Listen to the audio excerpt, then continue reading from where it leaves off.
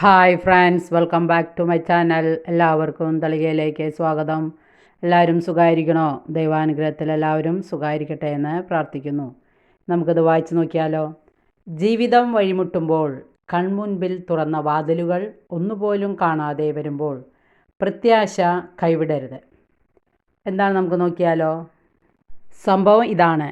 ശാരീരിക അസ്വസ്ഥതകളാൽ ഇന്ന് അവധിയെടുത്ത് ശരീരം മുഴുവൻ നീരും വേദനയും 2.5 വർഷമായി ഈശോയുടെ ഒളിച്ചേ കണ്ട് കളി തുടങ്ങിയിട്ട് അല്പം കലിപ്പിലാണ് ഈശോയുടെ സംസാരിച്ചത്. ഈശോയെ, ഇതിനൊരു പരിഹാരമില്ലേ? സഹനം മാറ്റാൻ ഞാൻ പറയുന്നില്ലല്ലോ. രോഗം എന്താണെങ്കിലും കണ്ടുപിടിച്ചു തന്നുകൂടെ?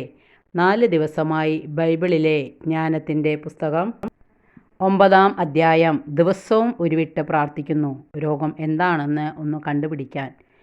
എല്ല് രോഗവിദഗ്ധൻ ചെയ്യാവുന്ന എല്ലാ ടെസ്റ്റുകളും ചെയ്തതാണ്.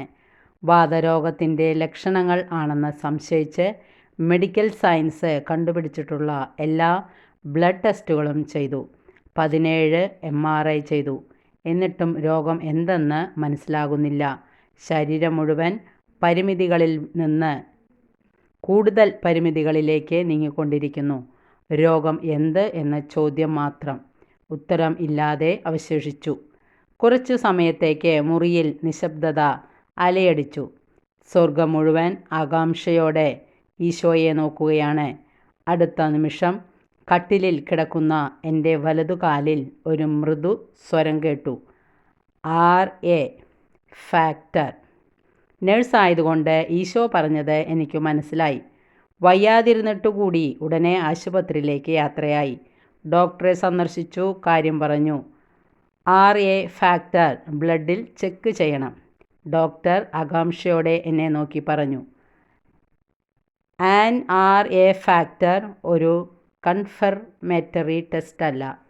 അതൊഴികെ ചെയ്യാനുള്ള എല്ലാ ടെസ്റ്റുകളും 7 തവണ നമ്മൾ ആവർത്തിച്ചു ചെയ്തിട്ടുള്ളതാണ്. എല്ലാ ടെസ്റ്റുകളും നെഗറ്റീവും ആണ്. ഇനി ഈ ടെസ്റ്റിൻ്റെ ആവശ്യം ഉണ്ടോ? ഞാൻ ഡോക്ടറോട് പറഞ്ഞു. ഡോക്ടറുടെ വാക്കുകൾ സത്യമാണ്. ചെയ്യാനുള്ളതെല്ലാം അതിൻ്റെ പാരമ്യത്തിൽ ചെയ്തിട്ടുണ്ട്. ഇനി ഇത് മാത്രമേ അവശേഷിക്കുന്നുള്ളൂ. ഒരു പക്ഷേ ഇതിലൂടെ എന്തെങ്കിലും ദൈവം ചെയ്താലോ? എൻ്റെ വേദനയും പരിമിതികളും അറിയുന്ന doctor RA factor test order ചെയ്തു. ലാബിലേക്ക് പോകുമ്പോൾ പരിശുദ്ധാത്മാവിൻ്റെ ഇടപെടലിനു വേണ്ടി ജ്ഞാനം 9-ാം അധ്യായം പ്രാർത്ഥിച്ചുകൊണ്ടിരുന്നു. ലാബിലുള്ളവർക്ക് ഞാൻ സുപരിചിതയാണ്. കാരണം അത്രയും ടെസ്റ്റുകൾ ചെയ്തിട്ടുള്ളതാണ്. ഇന്ന് അവരും ആഗ്രഹിച്ചു രോഗനിർണയം സംഭവിക്കാൻ. ഉച്ചയോടുകൂടി റിസൾട്ട് ലഭിച്ചു. എനിക്ക് റുമാറ്റോയിഡ് ആർത്രൈറ്റിസ് ഫാക്ടർ പോസിറ്റീവാണ്. ഈശോയെ ഓടിച്ചെന്ന് കെട്ടിപ്പിടിച്ചു. സ്നേഹചുംബനങ്ങൾ കൊണ്ട് മൂടി. ഈശോയെ ആശ്വസിപ്പിച്ചു. ഈശോ, നീ കരയല്ലേ. 2.5 വർഷം എന്നെ രോഗാവസ്ഥ അറിയിക്കാതെ, രോഗം അറിഞ്ഞു ഞാൻ വിഷമിക്കാതിരിക്കാൻ, നിന്റെ ഹൃദയത്തിൽ രഹസ്യമായി സൂക്ഷിക്കാൻ മാത്രം നീ എന്നെ സ്നേഹിച്ചല്ലോ. ആ സ്നേഹത്തിന് ഞാൻ എന്താണ് പകരം നൽകുക? ഈശോയും ഞാനും ഭയങ്കര സെൻറ്റിയായി. റിസൾട്ട് അടുത്ത ദിവസം ഡോക്ടറെ അറിയിച്ചു. ഉടനെ തന്നെ റൂമാറ്റോളജിസ്റ്റിനെ വിളിച്ചു. അവർ അപ്പോയിൻമെൻറ്റ് വാങ്ങിത്തന്നു. എൻ്റെ രോഗം നിർണയിക്കപ്പെട്ടു. Spondylo arthritis fibromyalgia. ഒരു രോഗമോ വേദനയോ ഒക്കെ നമ്മുടെ ജീവിതത്തിൽ കടന്നു വരാം. ഈശോയെ കുറ്റപ്പെടുത്താനും പരിചയിക്കാനും ഒക്കെ സാധ്യതകളുണ്ട്. പക്ഷേ നമ്മേക്കാൾ ഏറെ ഈശോ വേദനിക്കുന്നു. കാരണം തൻ്റെ കുഞ്ഞിൻ്റെ കരച്ചിൽ കാണാൻ കഴിയാത്ത അമ്മയെപ്പോലെ ഈശോയുടെ ഹൃദയം വിങ്ങുന്നു. ഒരു ഗാനത്തിൻ്റെ ഈരടികൾ ഓർത്തു പോകുകയാണ്. എൻ്റെ മുഖം വാടിയാൽ ദൈവത്തിൻ മുഖം വാടും, എൻ മിഴികൾ ഈറനണിഞ്ഞാൽ ദൈവത്തിൻ മിഴി നിറയും. ജ്ഞാനം 9-ാം അധ്യായം പ്രാർത്ഥിച്ചതിൻ്റെ ഫലമായി ഈശോ എൻ്റെ രോഗനിർണയം നടപ്പിലാക്കി. ഈശോയ്ക്ക് അടുത്ത പണി കൊടുക്കാൻ ഞാൻ തയ്യാറായി. 8 വർഷമായി രോഗം നിർണയിക്കാൻ സാധിക്കാതെ തൃശ്ശൂരിലും എറണാകുളത്തുമായി എല്ലാ പ്രശസ്ത ആശുപത്രികളിലും കയറിയിറങ്ങി ചികിത്സ ഇനി വേണ്ടെന്ന് തീരുമാനിച്ചിരിക്കുകയായിരുന്നു എൻ്റെ അമ്മ. യൂറിനറി ഇൻഫെക്ഷനായി തുടങ്ങി പിന്നിട്ട് ഹൃദയഭേദകമായ അവസ്ഥയിലെത്തിച്ചേർന്നു. കിഡ്നിയും യൂറിനറി ബ്ലാഡറും എല്ലാം ചുരുങ്ങിത്തുടങ്ങി. മൂത്രം പോകാൻ വളരെ ബുദ്ധിമുട്ട്, പുകയുന്ന വേദന. ഐസ് വെള്ളമെടുത്ത് പലപ്പോഴും വയറിനു മുകളിലൂടെ ഒഴിക്കുന്നത് ഞാൻ കണ്ടിട്ടുണ്ട്. 8 വർഷത്തെ യാതനകൾ കഠിനമായിരുന്നു. എങ്കിലും അമ്മ പരാതികളില്ലാതെ വിശുദ്ധ ഗ്രന്ഥം വയറിനു മുകളിൽ വെച്ച് കിടക്കുമായിരുന്നു. ഈശോയോട് ഞാൻ വീണ്ടും വഴക്കിട്ടു. എൻ്റെ അമ്മയാണ് കൂടുതൽ വേദന സഹിച്ചത്. അതുകൊണ്ട് രോഗനിർണയം അമ്മയ്ക്ക് ഇനി വൈകാൻ പാടില്ല. ഇത്രയും പറഞ്ഞ് 7 ദിവസങ്ങൾ ജ്ഞാനം 9 പ്രാർത്ഥിച്ചു കൊണ്ടിരുന്നു.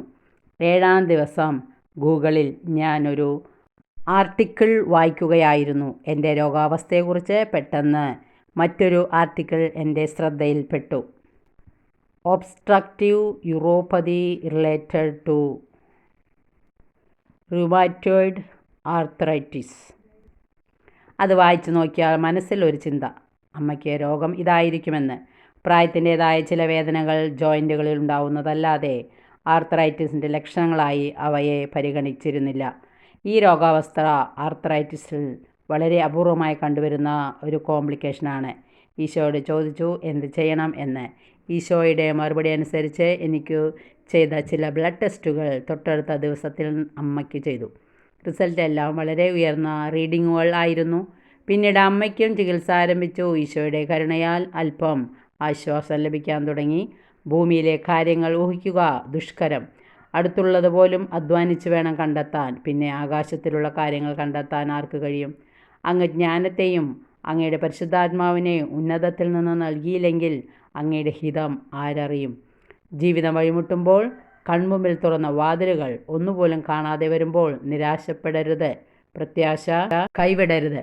ചെങ്കടൽ കടന്നവർ ജോർദാൻ നദിക്ക് മുൻപിൽ പരിഭ്രമിക്കരുത്. വിശ്വാസത്തോടെ പരിശുദ്ധാത്മാവിനെ സഹായത്തിനായി വിളിച്ച് പ്രാർത്ഥിക്കുക. അവൻ വിളി കേൾക്കും. മുൻപേ ഉത്തരം നൽകുന്നവനാണ്. പ്രാർത്ഥിച്ചു തീരും മുമ്പേ കേൾക്കുന്നവനാണ്. അവൻ്റെ മുൻപിൽ ഒരു സൃഷ്ടിയും മറഞ്ഞിരിക്കുന്നില്ല. അവിടുത്തെ കൺമുൻപിൽ സകലതും അനാവൃതവും വ്യക്തവുമാണ്. നാം കണക്ക് ബോധിപ്പിക്കേണ്ടതും അവിടുത്തെ സന്നിധിയിലാണ്. പ്രത്യാശ കൈവിടാതെ വിശ്വാസത്തോടെ പരിശുദ്ധാത്മാവിനെ സഹായത്തിനായി വിളിച്ച് പ്രാർത്ഥിക്കുക. എല്ലാവർക്കും ഇത് മനസ്സിലായി കാണുമെന്ന് വിശ്വസിക്കുന്നു. എല്ലാവർക്കും ഇത് ഇഷ്ടപ്പെട്ടെങ്കിൽ ലൈക്ക് ചെയ്യുക, സബ്സ്ക്രൈബ് ചെയ്യാത്തവർ സബ്സ്ക്രൈബ് ചെയ്യുക, ഇഷ്ടപ്പെട്ടെങ്കിൽ കമൻറ്റുകൾ ചെയ്യുക. Okay, thank you.